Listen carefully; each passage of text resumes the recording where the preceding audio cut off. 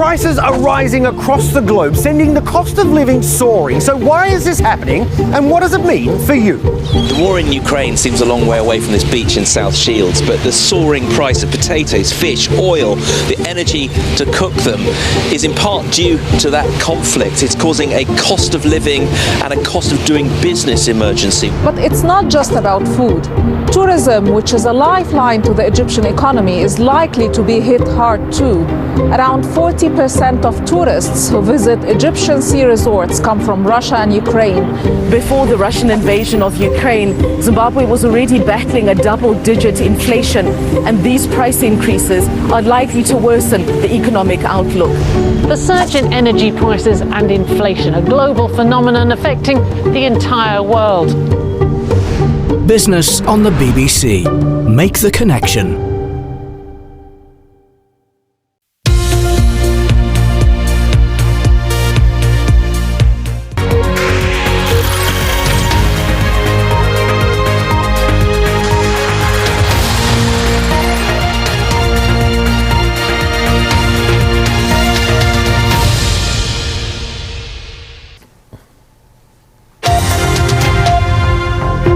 Hello, I'm Christian Fraser. You're watching The Context on BBC News.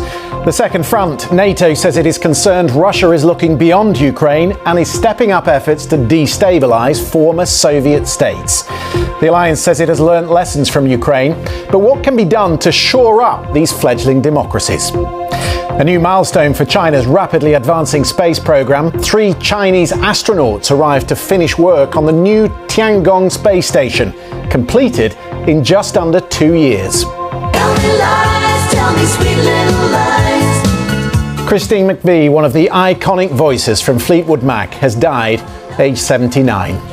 And living with the Oath Keepers, the BBC speaks to the family of Stuart Rhodes, who yesterday was found guilty of seditious conspiracy. Tonight, with The Context, the international trade economist Rebecca Harding and the Emmy-nominated journalist Caroline Modarassi-Tehrani.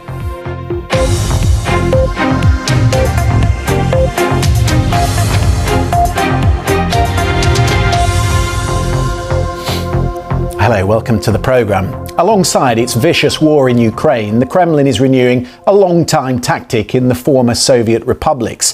Through corruption, coercion, through collusion with Russian proxies, Moscow is attempting to destabilise the country in its close neighbourhood. We see it in Moldova, in Georgia.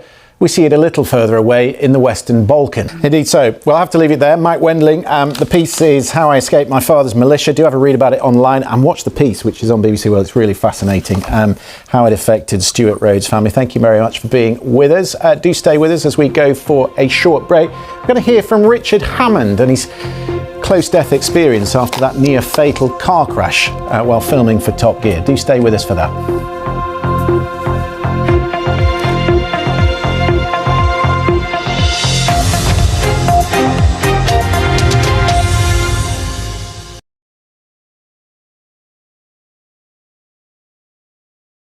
Alone we break the rules. Together we make the rules. Shout alone they call us hysterical. Shout together we can be historical. Join us in celebrating 10 years of 100 Women on BBC World News.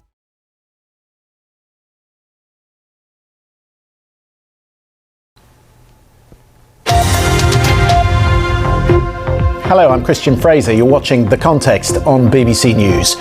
What would the end of life feel like? We'll hear tonight from Richard Hammond about his near-death experience and his recollections from the 2 weeks he spent in a coma. Eventually in my dream, I turned back. I didn't walk round this tree and carry on, and I woke.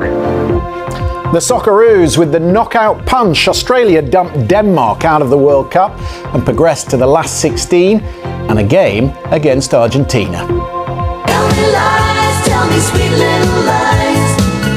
Christine McVie, one of the iconic voices from Fleetwood Mac, has died, aged 79.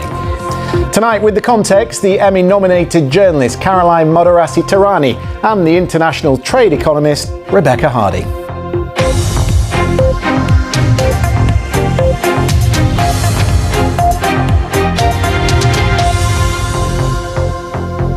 Welcome back to the programme. There are occasions in our life, I hope you've never had to face it, but I certainly have, where you will hold the hand of someone who is in a coma, someone who's been sedated, maybe close to death. And at that time, you may have asked the nurse, or the nurse may have said to you that speaking to the patient, to a loved one, might help. And I'm sure those of you who've been in that position will have wondered whether it does, whether the things you are saying are being heard, making any difference. I want you to listen to this short clip that many of you will have seen in recent weeks about such a moment. Yeah, Sanna Marin, the first Finnish Prime Minister ever to visit New Zealand. So there was something to talk about, beside the fact that they were both women and they were both of the same age. Anyway, she is travelling and she is meeting fellow leaders and no doubt talking about the things that fellow leaders talk about, as Caroline quite rightly pointed out. That is it for this evening's programme. We are out of time. Caroline Moderasi-Tirani, lovely to have your company. Rebecca Harding, a pleasure as always. We will be back, of course, at the same time tomorrow. Do join us for that. We'll see you then. Good night.